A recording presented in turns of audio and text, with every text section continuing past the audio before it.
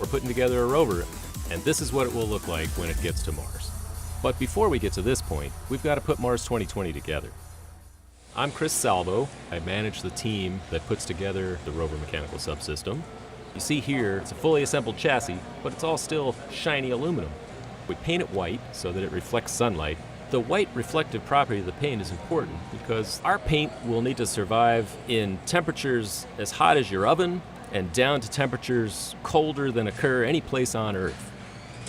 There are lots of areas on the chassis that must not have paint on them, and each of those has to be carefully masked. There can't be any folds, there can't be any stray edges.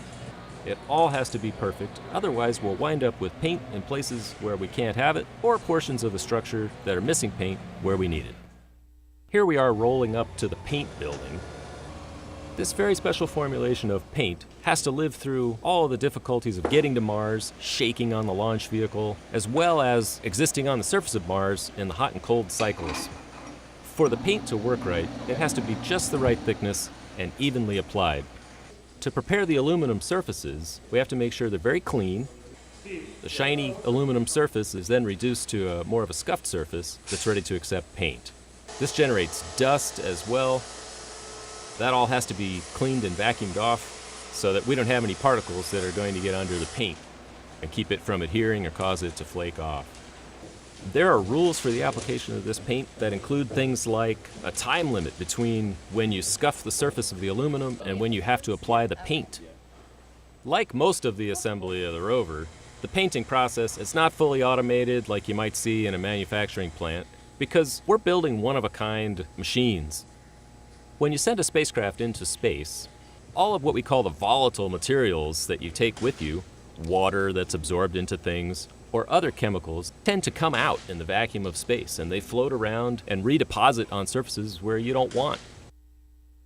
One of the ways to prevent this is to bake it out. This is one of our larger thermal vacuum chambers. This oven is 10 feet in diameter. We cook out all of those chemicals that might cause us problems later. After the baking, we need only to deliver it to the assembly facility. We have to keep it clean, so we put it in a double bag. When we get to the assembly building, there's a room called an airlock where we transition from the dirty outside to the clean inside of the assembly facility. We very carefully clean portions of the fixture that are going to touch areas inside the airlock. The outer bag got dirty outside, so we take that off and throw it away, and the bag inside is relatively clean. Then we're ready to leave the airlock and come into the main assembly facility. The descent stage and the cruise stage are here already. The rover now joins them so that the whole spacecraft can be put together and readied for Mars. We can then remove the inner bag.